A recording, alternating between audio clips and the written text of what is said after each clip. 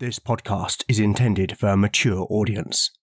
Listener discretion is advised.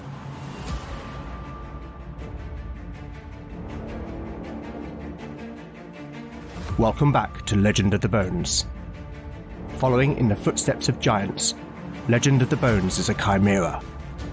A mix of old-school tabletop RPG and dark fantasy storytelling.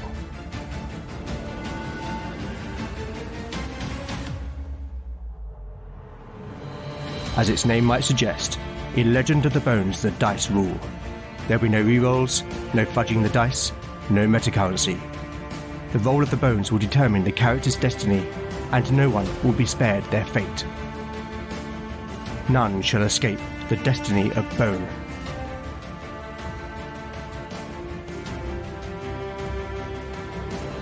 Last time on Legend of the Bones. Following a great storm that battered the north coast of Powyn Moor, Lord Conwyn offered a ship and crew to take the party to the monastery located on the holy island known as Ynys Gwynn. Before their departure, Lord Conwyn and Lady Neve presented the companions with gifts as a reward for their service, which included a magic ring given to Valen, which possessed a single charge of the spell ESP. Having said their farewells, the companions departed aboard the Overdrache, a longship under the helm of Canute, the commander of Lord Conwyn's household troops. In a flashback, we learnt Canute's backstory and of his homeland, the northern realm of Scanvia. Back in the present, on the second day of the voyage, the ship followed the coast, passing some ruins known as Carodu, which Canute warned was an evil place. At that moment, Beric spotted a large creature flying towards the Overdrache from the cliffs near the ruins. The creature, a hippogriff, attacked the vessel, injuring Lena, but it was stunned when Canute manoeuvred the ship, resulting in the hippogriff colliding with the mast. Seeing an opportunity, the crew retaliated with spears, killing the beast before its body sank beneath the waves, where its carcass would become rich fodder for the denizens of the deep.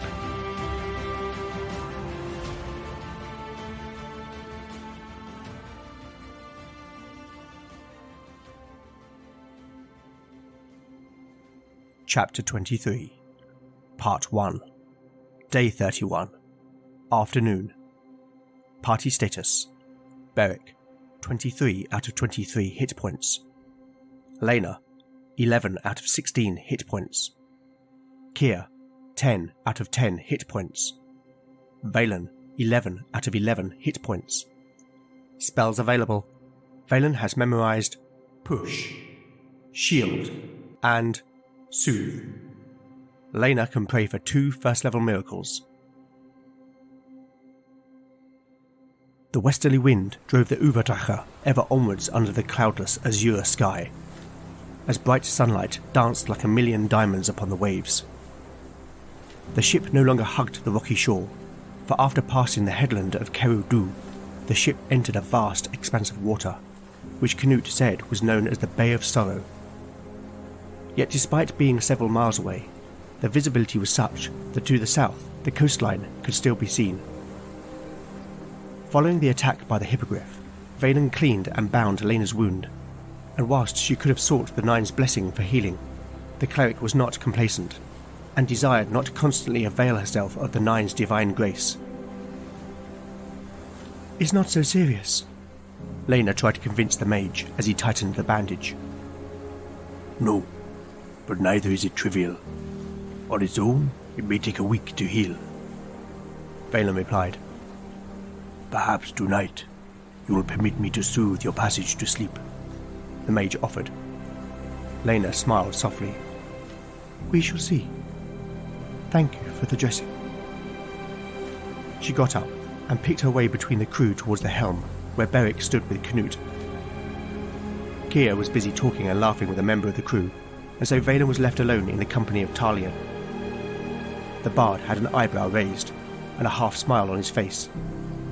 The mage had not had the opportunity to be alone with Talion since hearing the bard's song back in Castle Trevenid, yet Valen was intrigued by the man, and desired greatly to speak with him. He cleared his throat. "So," he began awkwardly, speaking in his native Wayland tongue. You are the first spell singer I have met beyond the shores of Ynys. How long since you left our homeland? The bard's expression remained the same. He was clearly amused by the mage's attempt at small talk. Nevertheless, he indulged him. Oh, just 1 year hence. I desire to see the world, and all its glory. Talion replied in Wayland. Then the bard leaned in. But that is not what you really want to ask, is it? Valen looked Talion in the eye. No. The bard leaned back. Well then, ask for the truth, and I shall give it.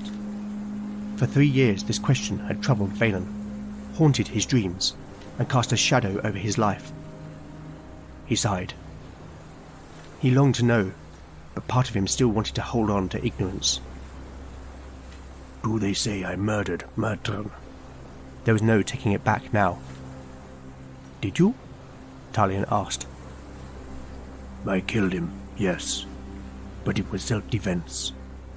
The mage admitted. Talion nodded. For my part, I believe you. The bard smiled kindly.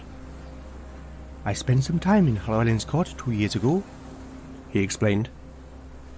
The talk was that Myrtron was a cruel man, that he abused all whom he saw as beneath him, and that his young apprentice, a quiet man called Valen, received more beatings than anyone. So when the old man was found dead, and the apprentice had fled, naturally there was talk of murder. But the sympathy of most was not with Myrtron, but with you. Talion paused as Valen's eyes became downcast. Then he continued. But to answer your question, yes, Lord Llywelyn judged the matter as murder, and decreed a price be placed upon your head, lest you return and pay the galanas. How much? Valen asked, referring to the galanas, the life price due to the victim's family, or the lord if no family existed. 20,000, the bard replied.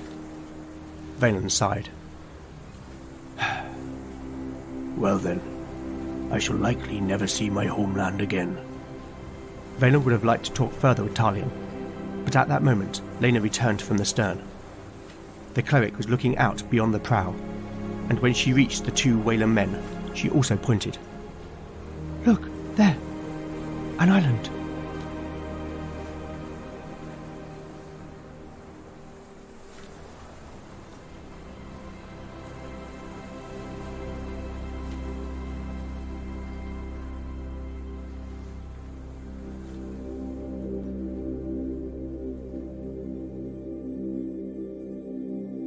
The Gazetteer, Ynys Gwynn.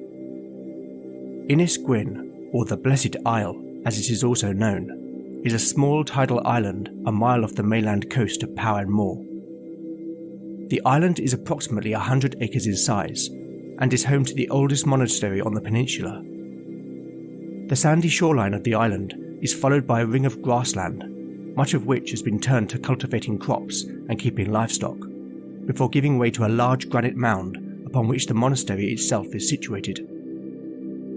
The monastery was founded over 500 years ago, less than a century after the first missionaries of the Nine arrived at the peninsula, and was established as a place of sanctuary for those spreading the word.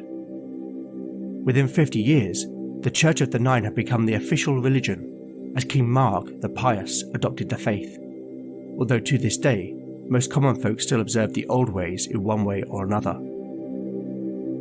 The monastery's founder, Father Caspian, is credited with King Marg taking up the faith after invoking a miracle which saved the life of Marg's daughter, and he went on to become the High Seer in Trevance. On his death, Caspian's body was returned to the Blessed Isle to be interned in the monastery's crypt, and a decade later he was canonized as a saint. Caspian's faith and influence aside, his real legacy was the founding of the monastery's library, which, over the centuries, has grown into an impressive collection, and as such, Ynys Gwynn has for many years been a place of pilgrimage for worshippers and scholars alike. Nowadays, Ynys Gwynn is permanent home to 81 monks, including the current abbot, Father Wiglaf, although at any time there may be a handful of pilgrims on the island, who are boarded in separate accommodation and whose access to the monastic buildings is strictly controlled. The separation of pilgrims is a policy introduced by Wiglaf, for under his leadership, the community of Ynys Gwynn has become increasingly insular, as the abbot seeks to distance the monastery from its missionary roots. This has forced the monks to become largely self-sufficient, with all who reside on Ynys Gwynn being expected to contribute to sustaining their communal existence. However, not all members of the order are happy about the direction that Wiglaf has taken the community, and in the cloisters, whispers of dissent are on the rise, threatening to shatter the harmony which has bounded the community for centuries.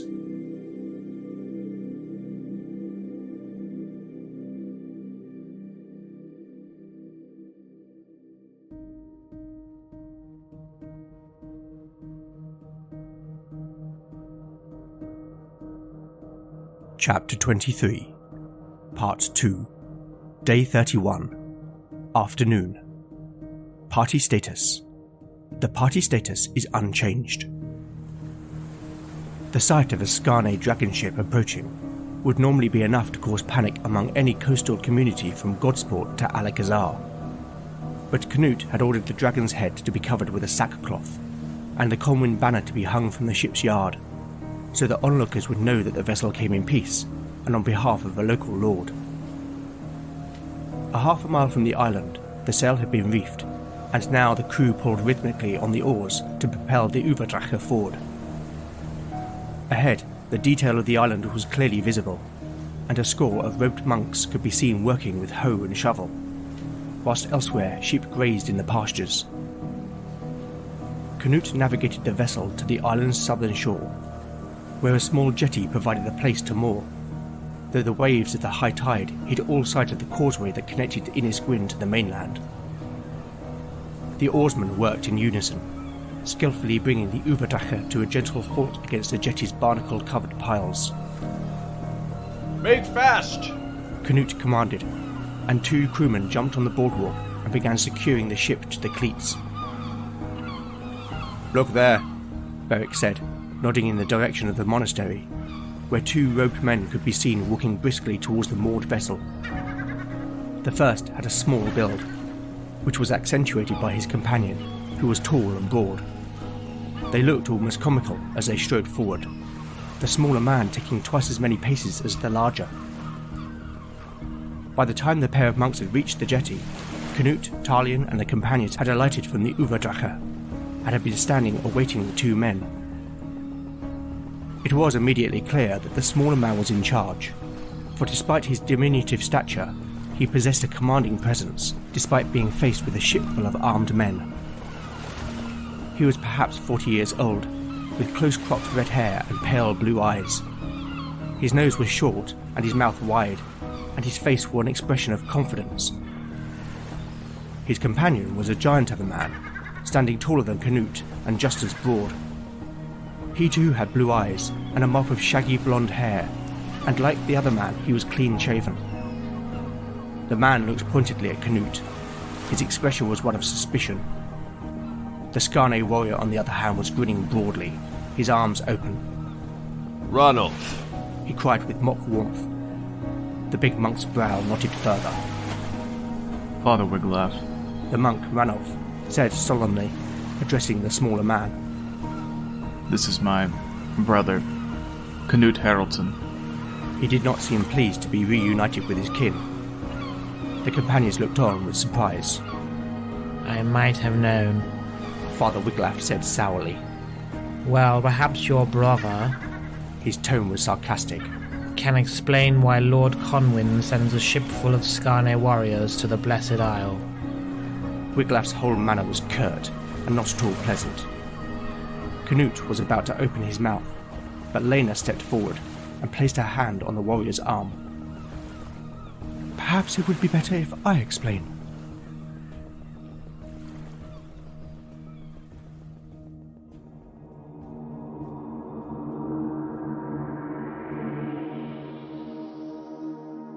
Whilst the monks of Ynys Gwynn are used to hosting pilgrims, they do not take kindly to a ship full of heavily armoured warriors appearing on their shores. So to find out how this will go, I'm going to make a charisma check for Lena. I would ordinarily award Lena a +1 bonus when interacting with fellow members of the clergy, but given the circumstances, I'm not going to do so. This means that Lena will need to roll a 13 or less to win the monk over. Here is the roll. An 18. Oh dear.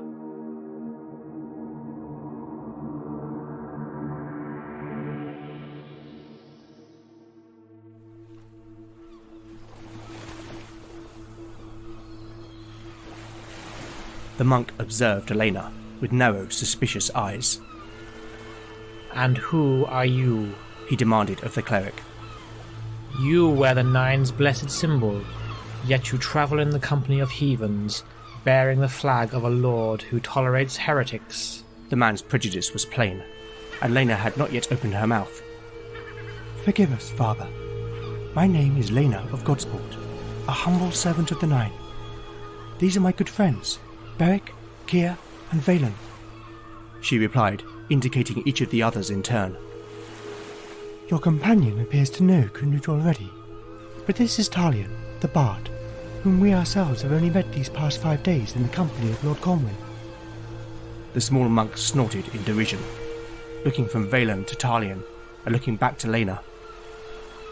As I said, you come in the company of heathens, but you have not yet explained your intrusion on the tranquility of the Blessed Isle. Lena did not react. Rather, her demeanour was one of humility and respect.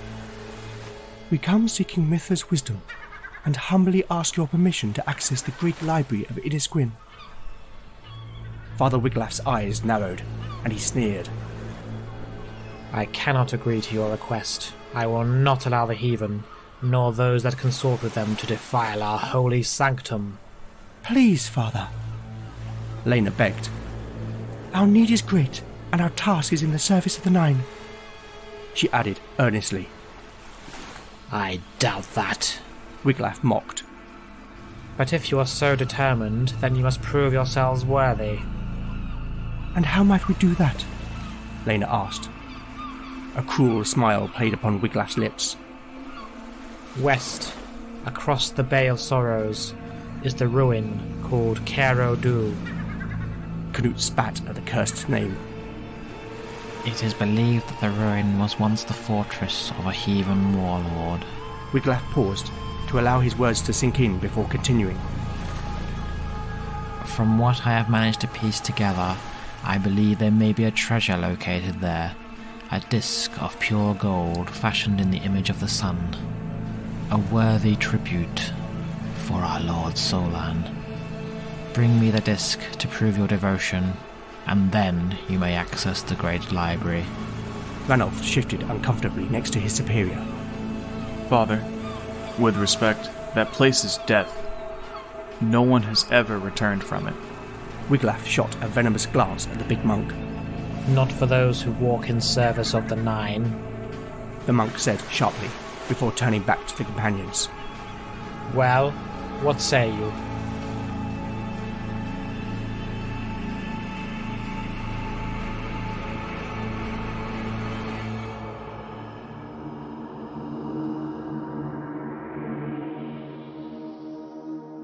So, Lena failing that charisma check led me to go back narratively and make Father Wiglaf somewhat more unpleasant than I had originally planned. And indeed his influence described in the Gazetteer segment earlier in this episode. I know that's a little retcon, but I felt it was the right thing to do. At any rate, if the party want access to the library at Ynys Gwynn, they have little choice but to accept Wiglaf's mission. Now Knut was only commanded by Lord Conwyn to take the companions to Ynys Gwynn and then on to the mainland, so ferrying them to Cairo-Du and back is stretching that. So on that basis I need to make some rolls. One of the core aspects of old school Dungeons & Dragons is the hiring of retainers. The maximum number of retainers and their loyalty is determined by the character's charisma score. Because the Skarne are a warrior culture, I'm going to base these rolls on Beric's charisma. The fighter has a charisma of 11, meaning that he can recruit a maximum of 4 retainers, with a morale of 7. Next, the referee must determine a reasonable level of remuneration for the retainers. I think Knut would judge that Lord Conwyn would expect him to help the companions, but also that his men could not be reasonably expected to walk into danger for nothing. So I am going to set the price as 10 gold per person. which equates to around 2 weeks' salary for an average soldier. In addition, the retainers will receive a collective 10% of any treasure found. So now I need to roll on the retainer reaction table to see whether the offer is accepted. Just like reaction rolls, higher is better. Here is the roll on 2d6. An 11! Well, it doesn't get much better than that. Finally, I need to decide what to do about Talion. I originally put him on the ship because it felt narratively interesting, and because it was a logical way for the bard to move safely on to the next town by hitching a ride, so to speak. The question is, would he tag along with the companions in the hope of finding creative inspiration? I don't think the party would naturally hire Talion for this kind of mission, and I have not yet fully determined his personality. Okay, I think the logical answer is to make a charisma check for Valen, given his shared heritage with the bard. Valen's charisma is 10. Here is the roll. A 7. It would seem that Talion finds the companion's tale compelling enough for the bard to risk his life. Now it's time to establish if anything happens on the journey to Kerudu. Firstly, I want to know if the monks will provide any provisions for the journey. I'll make another charisma check to establish this, rolling against Lena's score of 13. A 5. I doubt that Father Wiglaf would approve, but I think Ranulf, despite his estrangement with Canute, would want to help his brother. I am going to say that Ranulf provides enough provisions to sustain the party for 1d4 days. Okay, it will be 3 days before the party will need to use their iron rations. The journey to Kerudu will involve a 3-hour voyage across the Bay of Sorrows, followed by a 10-mile hike across an area known as the Fell Moors. On that basis, given that it is late afternoon, the party will stay moored at Ynys Gwynn and set off at dawn the next day. Before the end of day 31, Lena will pray to be healed. She will need to roll a 17 or more for her prayers to be answered. An 18! Well, that's not happened before. But Lena can pray for 2 first-level miracles each day, so let's try again. A 19! What are the chances of that? Whilst never complacent, Lena cannot help but be affected by the 9 refusing to answer her call. Day 32. Lena recovers 1 hit point through natural healing, and decides not to pray to be healed further. Now I'm going to make 2 sets of rolls, one for the sea voyage and one for the trek across the moor. Sea voyage first. Weather? A 12. Warm and fine. Stumble upon? 15. Nothing. Wandering encounter? A 3. Nothing. Now for the companions' travel across the moor. Weather? A 2. Temperate and wet. Stumble upon? A 1. Oh, that's not good. Whereas a roll of 20 for stumble upon is something especially good, a roll of 1 is something especially bad. This is going to need some thought. Before I work out what that is, I need to finally check for wandering encounters. A 3. Okay then, let's find out what all that means.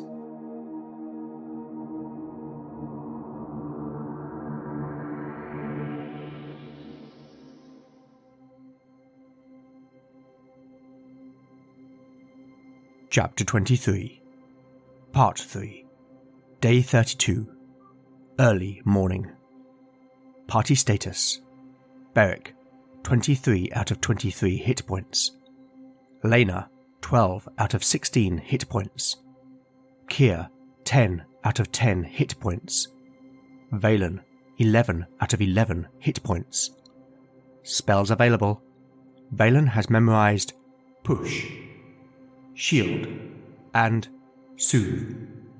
Lena can pray for 2 first-level miracles. The golden light of dawn glistened and sparkled on the water, and caused the Uberdrache to cast a long shadow ahead, as she sailed west from Ynys Gwynn. The Blessed Isle was silhouetted against the orange-yellow horizon, as the monastery slowly receded into the distance. The sea was calm and tranquil, and only the slightest breeze hampered the crew's work as they pulled on the ship's great oars. Before they departed, Brother Ranulph had come to the ship with another monk, an older man named Cadfael, bearing sacks of bread, cheese and salted mutton, as well as skins of weak ale. Cadfael apologised for the cold welcome offered by Wiglaf, and he warned the companions that a great evil was reputed to live among the ruins of Kerudu. He could not say the nature of this evil, though he recited a verse found in an ancient text which may aid them in their burden. Like the river she did learn to twist and coil and ever turn, and like the rapids she doth speak, cursed, for never was she meek. Through her gaze she doth behold immortal men that grow not old, and neither she with husbands be, lest in her eyes she doth see. Valen stood gazing out upon the water, his hands resting on the port side of the hull, as Cadfael's words resonated in his mind. A crooning sound above broke his reverie, and looking up, he saw a lone gull following the ship as it glided across the water. At that moment, Lena came to stand next to him. The morning air was fresh, and the cleric had her woolen cloak drawn about her. She said nothing at first, instead staring out as he did. Eventually, she turned to him. "Valen, She hesitated, as if trying to find the right words. "That night, in Trevedid." They had not spoken of it since. Something stirred within the mage. "I never thanked you for saving my life. No." Lena was startled by Valen's interruption, though he continued to look out upon the sea. "It's my fault." "What? No." Valen turned to face her, though his eyes were downcast. "It is my fault, Lena," he repeated. I wanted to come to you earlier," he admitted. His heart was thumping in his chest. "If I had, then you would not have been attacked. But I was afraid. Afraid of what might or might not be." Valen's words hung between them. Moments passed. Then he felt her fingers gently upon his hand. He looked up and met her green eyes. She smiled. "Perhaps we might face the fear together." By noon, the Uvadrache had passed a settlement to the south, which Canute told them was the village of Porthiane. And shortly after, they spotted an old lighthouse which stood upon an exposed headland at the entrance to a small bay. Here the water became shallow enough that the keel occasionally scraped upon the sandy seabed, and slowly the ship approached a cove where a small river ran into the sea. The oarsmen drove the Uvadrache onto the beach, and after gathering their belongings, the companions climbed down onto the sand, while Canute addressed the crew. I accompany our new friends, for it would be Lord Conwyn's will. I ask for 3 volunteers to go also, and as reward you will each receive enough silver to forge an arm ring to mark your valor. The crew looked around at each other for a moment. Then a woman and 2 men stood up from their benches. Yora, Bjorn, Arn, well met. The 3 warriors grabbed packs, shields and spears before climbing down to join the companions. Canute donned his hauberk and then pulled a fine helmet onto his head before addressing the crew one final time. Robin, you are in command. If we do not return 3 days hence, go back to Lord Conwyn and tell him we are dead. And if that is our fate, we shall meet again in the great mead hall, where we shall drink and fight until the world's end. Canute turned and climbed down from the Uvadrache, as the crew began stamping their feet rhythmically on the deck. Beric stepped forward, extending his arm to the Skarne warrior. "You have our thanks."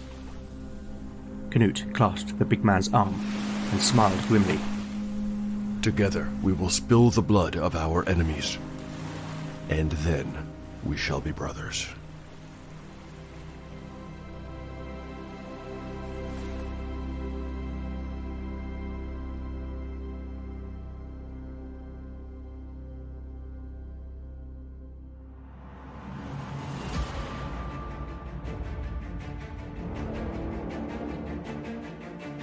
Thank you for listening to Legend of the Bones. As this was a slightly longer show, I'll keep things brief. Once again, where would I be without my amazing cast of voice actors? Returning to the show, this time in the role of Father Wiglaf, is Robin Sampson. Robin has recently started his own podcast, which is a hybrid of solo actual play and audio drama, called Stories from the First Watch. He's made a fantastic start, and I'm already hooked. If you like what I do here, then it's definitely worth checking out Robin's show. Hang on for his trailer after these credits. A newcomer to the show, playing Brother Ranulph, is Kevin Conyers. Kevin has a blog with all kinds of OSR goodness at floodedrealms.com. Fellow newcomer, voicing Brother Cadfael, is Dave Patterson, aka Bagpuss Grognard on Twitter. Dave hosts the wonderful chimera that is Frankenstein RPG podcast. And finally, returning to the role of Canute is John Cohen from Tale of the Manticore, an absolute essential listen. I'll drop links to these good folks' stuff in the show notes. My sincere thanks to all of you. The show is so much richer for your contributions. You could also help by liking or retweeting new episode announcements, or recommending the show online or to a friend. Alternatively, if you'd like to show your appreciation by buying me a metaphorical cup of tea, then I now have a Ko-fi page at ko-fi.com/Legend of the Bones. Any donations will go towards the show's running costs. I'd also love to know what you think of the show, and I do respond to every message I receive. So with that in mind, you could contact me on Twitter at LegendBones, Mastodon at legendofthebones at ttrpg-hangout.social, Instagram at legendofthebones, email at legendofthebones@gmail.com, or go to legendofthebones.blogspot.com for show notes, house rules, character profiles, art, maps and more. Join me next time to find out what awaits our adventurers as the bones decide their fate. None shall escape the destiny of bone.